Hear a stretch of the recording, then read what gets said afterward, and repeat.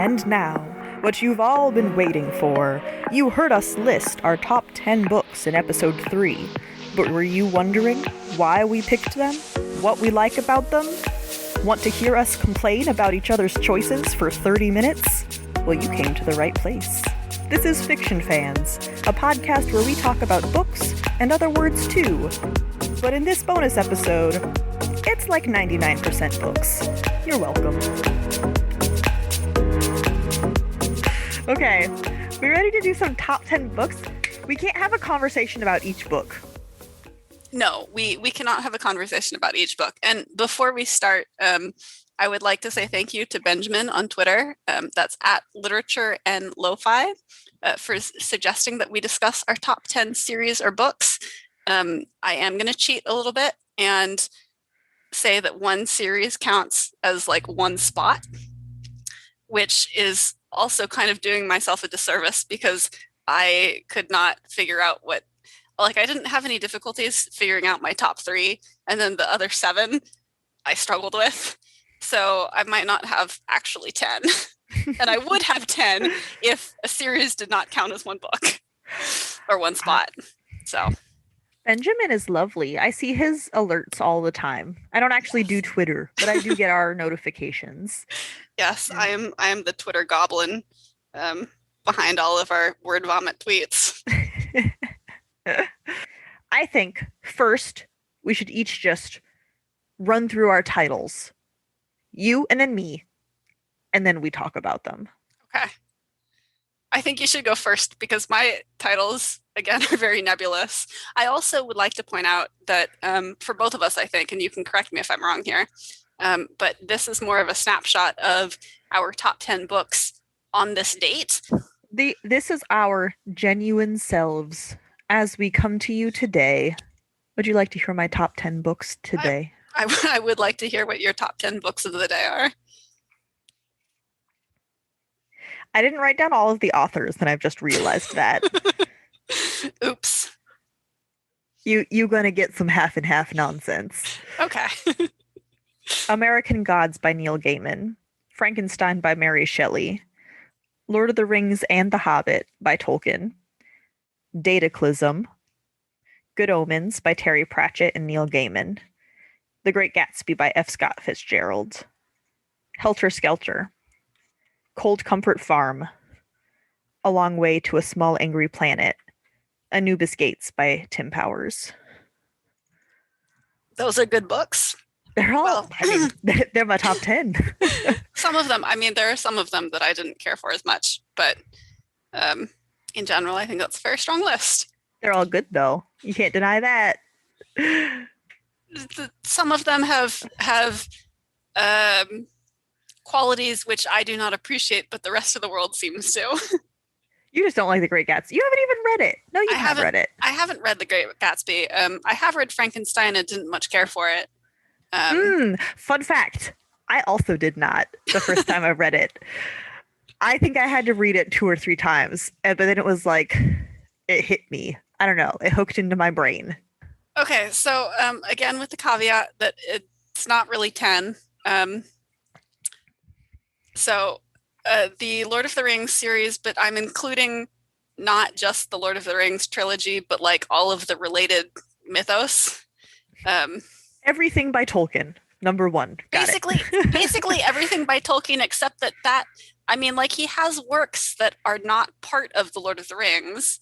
Everything in Middle-earth by Tolkien. Everything, yeah. I do like his non-Middle-earth stuff too, but everything But this slot can only be one of them. Yes, yes. So all of the Middle-earth stuff, Good Omens by Neil Gaiman and Terry Pratchett, all of the Discworld books by Terry Pratchett, and we're not talking about our reasons for liking books yet, right?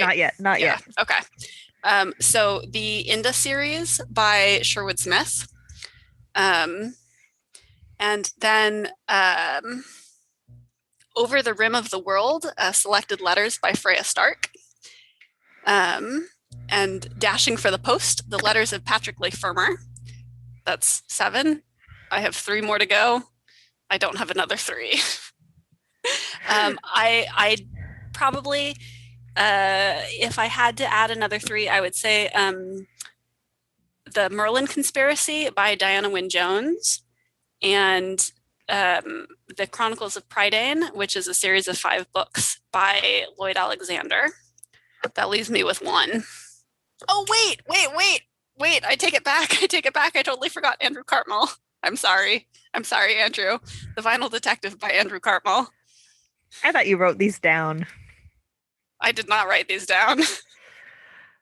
I absolutely did not write these That's down. very clear because we actually, no joke, had a very long conversation about the Vinyl Detective before we started recording.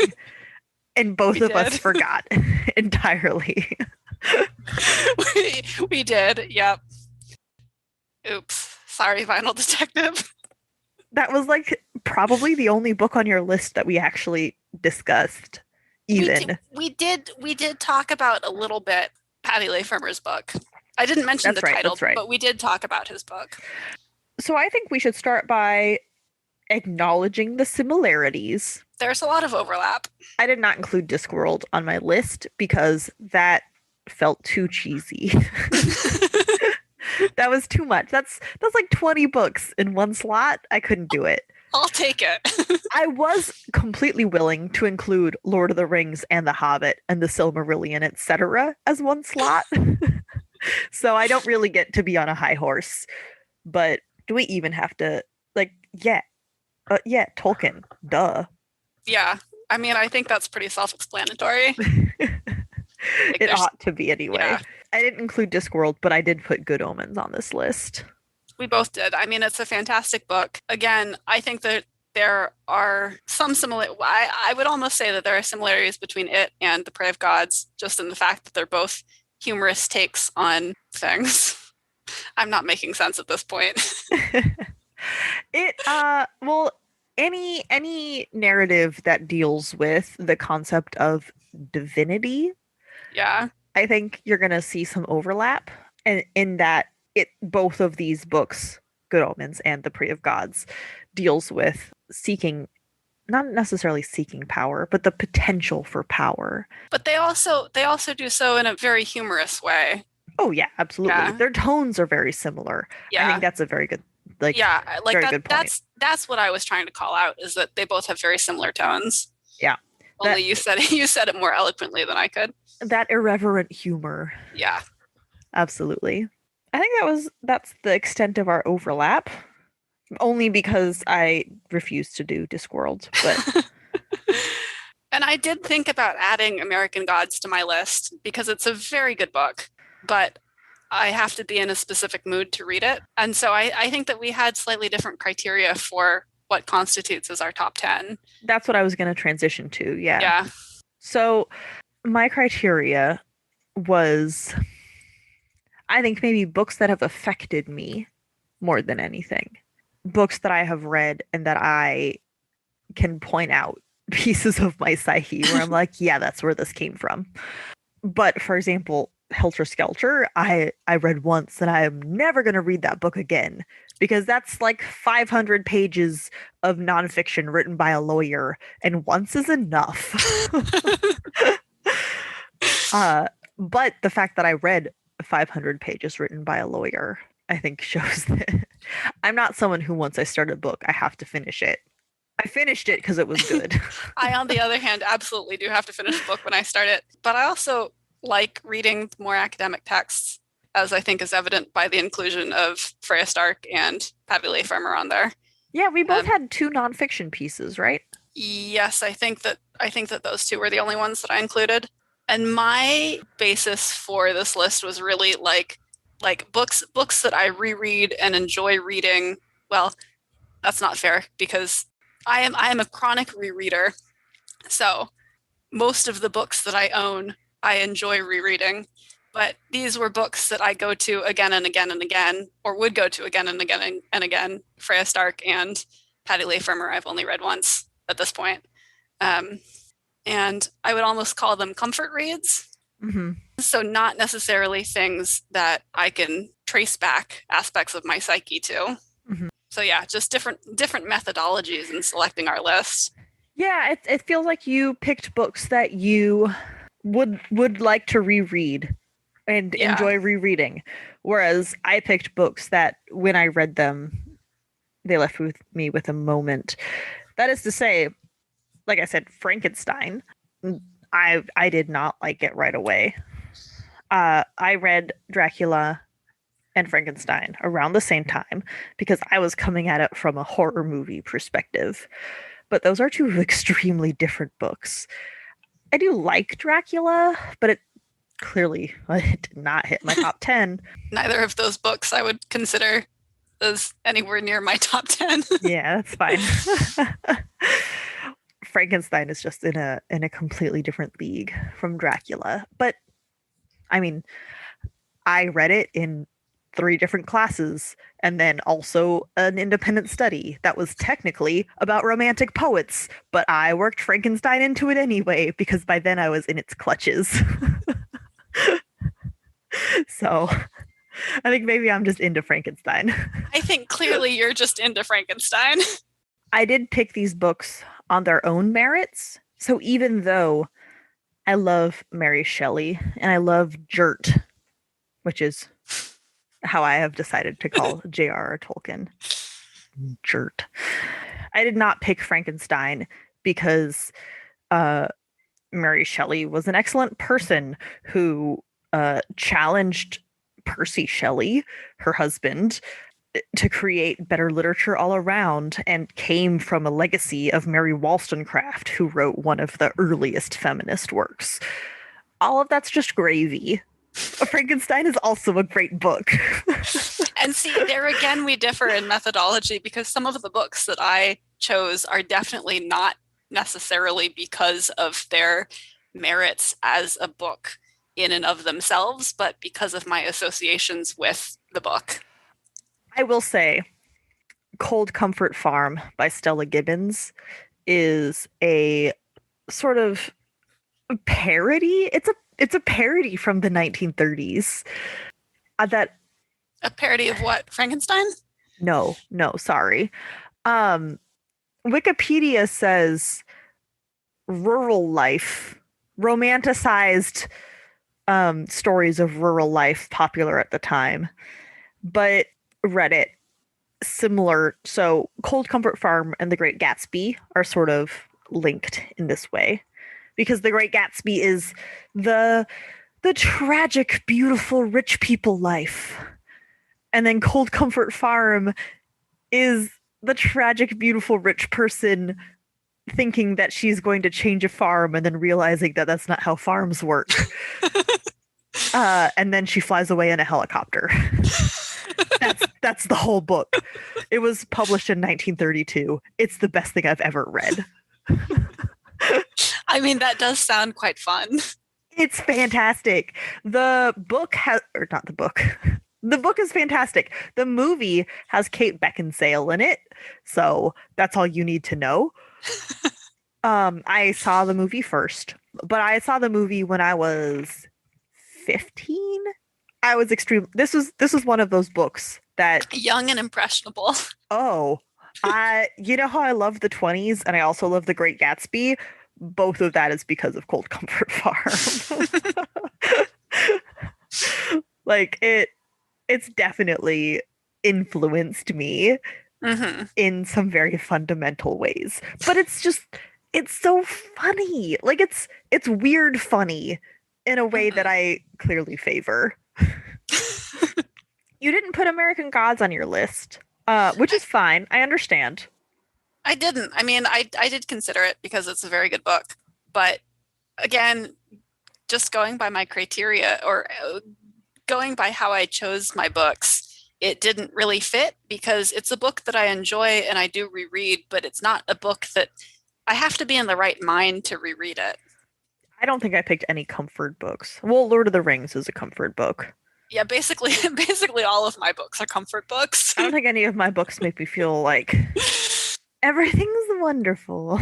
They don't I mean, my books don't necessarily make me feel like everything's wonderful, but I'm defining comfort book as a book that I go to when I am either in a reading slump or not feeling well. Like, for example, Diana Wynne Jones. I was very, very ill with the flu a number of years ago. I was in college doing study abroad. I came down with the flu, super sick for like 2.5 weeks. And all I wanted to do was read Diana Wynne Jones. That was the only thing that I wanted to do. That was the only thing that made me feel better. Can we clarify? Diana Wynne Jones is Howl's Moving Castle. Howl's Moving Castle, she's the author of, I mean, I did say that the Merlin Conspiracy was written by Diana Wynne Jones. Okay. I feel So like Howl's Moving Castle maybe has more broad recognition. possibly it has name recognition, but that name recognition does not coincide with Diana Wynne Jones because everyone knows it for the Miyazaki film. Well, that's why And you should take this opportunity to they teach don't them. realize, yeah.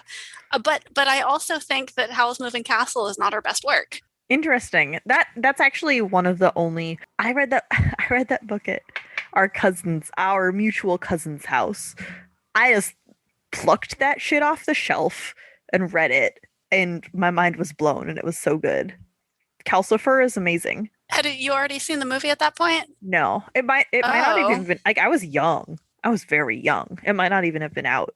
I don't know when it came Interesting. out. Yeah, I didn't read. I came to Diana Wynne Jones as a young child. Well, young child. I was maybe, I don't know, 10 or 11 or so when I discovered her. But it was not Howl's Moving Castle that I first read. It was her Crestomancy series. Hmm. And I read the Crestomancy books, I read the Merlin Conspiracy, and the prequel to it, which is Deep Secret, I believe. I think Deep Secret is the prequel and not the Merlin Conspiracy is the sequel. I'm not willing to bet money on that, but so I read a bunch of her work. I have not read everything that she's done. I would like to at some point, but she was a very prolific author. So the Miyazaki film, Google is saying it came out in 2004. But so I watched the film before I ever read Howl's Moving Castle as a book, even though I was already Really? familiar with Diana Wynne Jones. Yeah. Okay. And I like Howl's Moving Castle, and I enjoy the 2 books that come after it in the series because it's a trilogy Yeah. of books, although the latter 2 books do not really have much in common. I mean, Howl and Sophie don't show up really at all until the very end. I like the 3rd book quite a lot, House of Many Ways. The second one is about her sister? No, the 2nd book is not really about any of. I mean, the 2nd book is about someone completely unrelated. Howl and Sophie come in at the very end. Clearly, I read this when I was 11, so. Yeah. The 2nd book, I think, is the weakest of the trilogy. I do quite enjoy book 3, which is House of Many Ways. The 2nd book is Castle in the Air. But to go back to my very original point of Howl's Moving Castle is an excellent book. It's not my favorite of her books. Mm-hmm. So it sounds like you made this list based on comfort reads, books that you gravitate towards. Yeah, and books that I have good associations with. Absolutely. I mean, Lord of the Rings and The Hobbit are obviously that for both of us, I think. Yeah, that's definitely where we overlapped in many ways there. Yeah. Would you call Good Omens for yourself a comfort read? I don't reread it that often. Interesting. Are you? So I know, like I've said, and like you know about me, obviously, I reread things constantly. Mm-hmm. But you're not really a rereader. It depends on the book.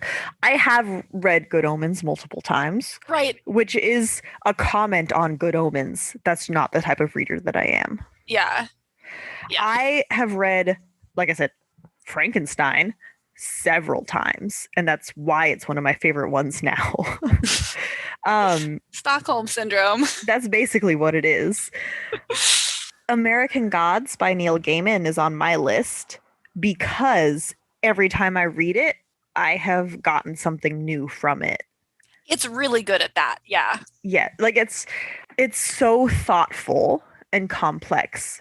There's a lot of depth to it. Yes. And I really enjoy that about it. I've read it, I think, more than 6 times, which is not relevant except that I don't normally reread books that often. Yeah, I mean, I think it's a statement that you, as a self-proclaimed non-rereader, has reread that book six Yes, times. Like, that's actually quite a lot for someone who normally reads books once. it is. Like Lord of the Rings, I reread fairly often because it's Lord of the Rings. Like, we're not going to argue about how good it is until we have an entire episode to have space to do so. Which I would like to do at some point. Oh, yes. I mean, it's coming. Don't you worry. Yes, it definitely is. But then you get like I said, Helter Skelter, which is, to clarify, that's a nonfiction book written by the prosecuting lawyer who prosecuted Charles Manson. So it's a true crime nonfiction book, and the version that I read did have some amendments because obviously it's been a while, but it was so very good. I have definitely I've listened to enough true crime podcasts that I am familiar with, the Manson family and Charles Manson and all of that garbage, but actually reading about it from the perspective of the person who prosecuted him and sent him to prison was it was very good. It was fascinating. His perspective I didn't always agree with, but I think overall he he tried to be impartial and it mostly worked. Just like laying out the information that he had. What would you say your favorite aspect of it was then?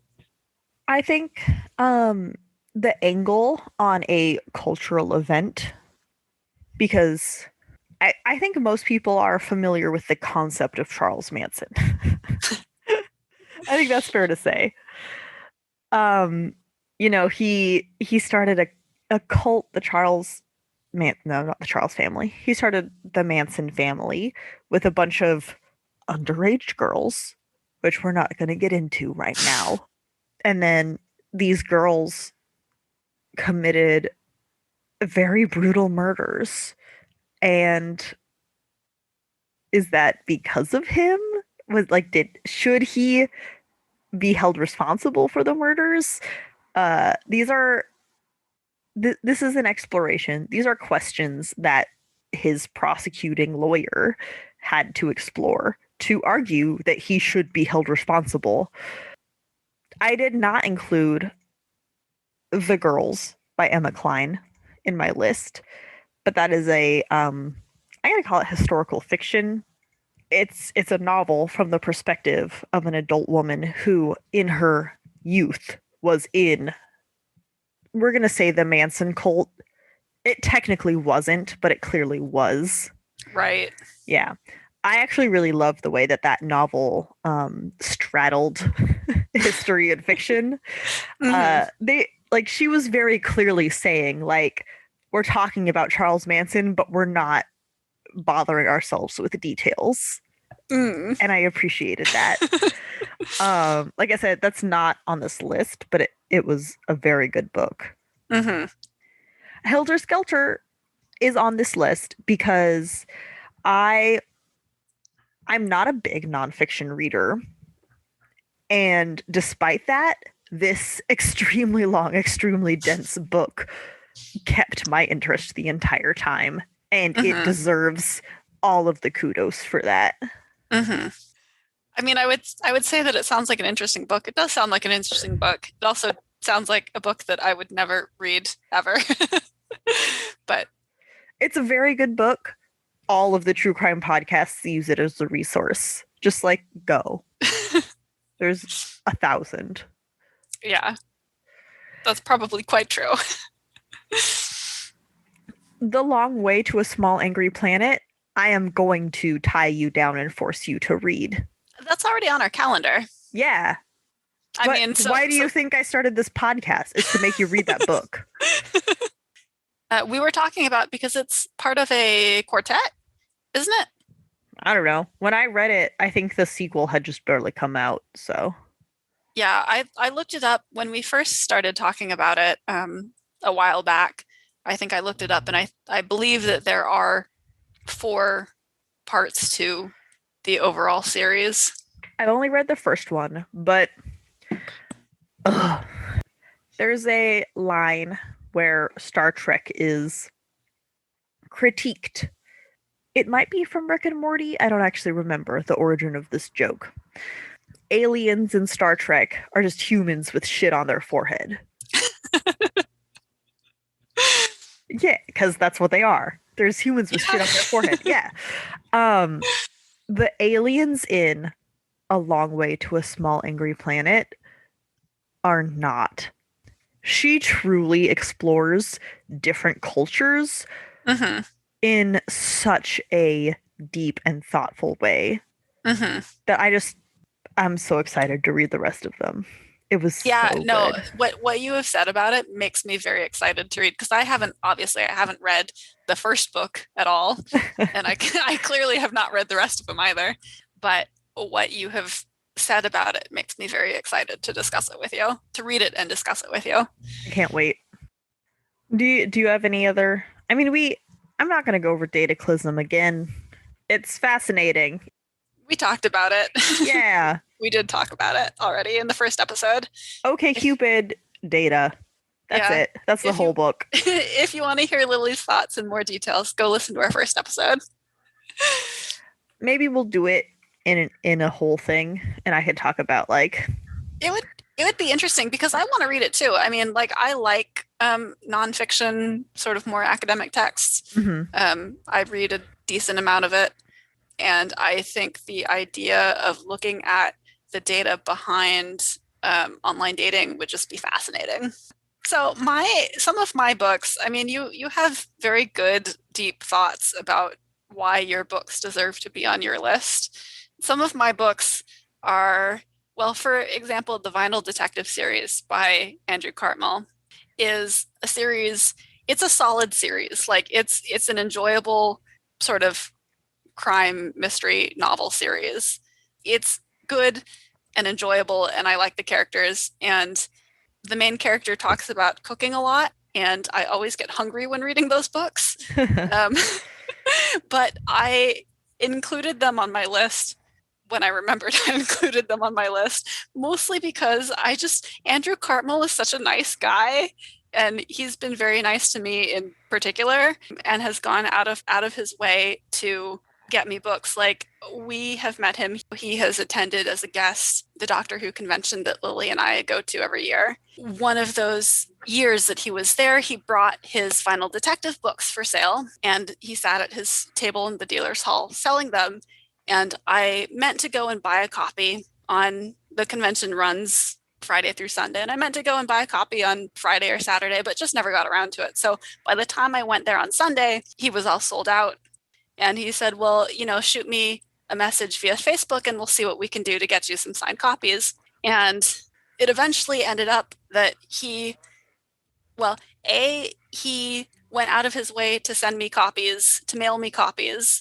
And then when he had a new book coming out, and I just happened to be in the UK at the time, like, we actually met up, and he like bought me tea at a cafe, and I got it signed. We had a book handover. So he's just a really nice guy. I can't divorce my feelings of appreciation for him as a person from like my feelings for the series. Right, that's so valid though. Yeah. Honestly, the reason why Tamora Pierce is not on this list for me, despite worshiping her through my entire childhood, is that I was kind of underwhelmed when I got my book signed by her. How so? I brought up a book and I said, "Hi, I love your work." And she said, "Oh, thanks." And then in my book, she wrote "Girls Rule." And I was just like, what? Yeah, that's, I mean, I feel sympathy. Well, of course she meant well. Yeah. As an adult, I'm not mad about that. Yeah. I still have the book she signed. Yeah, I still love her work. But as a kid... But as an 11 or 12-year-old... Yeah, I asked my parents, how did she know I thought that? And they tried to answer my question. They tried really hard. But the answer was, it was generic. Yeah. And that's fine. That's not a problem, but that's definitely like an interaction that has colored my opinion. I mean, those kinds of impressions, they last. Mm-hmm. But that's so unfair to her. Like It is a little bit. a young girl who likes her books, and so she wrote Girls Rule. Like that should be fine. That Yeah. like I don't want anyone to think that I'm shit talking Tamora Pierce because I would No. never do that. We love and respect Maura Pierce in these households. Oh, forever, forever. But I do understand what you're saying. Yeah, having Yeah. a personal experience with an author just means so much to you forever. It really does. Agree with any of our choices? Disagree with them? We'd love to hear your thoughts. You can reach out to us on most social media platforms at fictionfanspod or email us at fictionfanspod@gmail.com. Hope you enjoyed the episode and look forward to seeing you next time. Bye!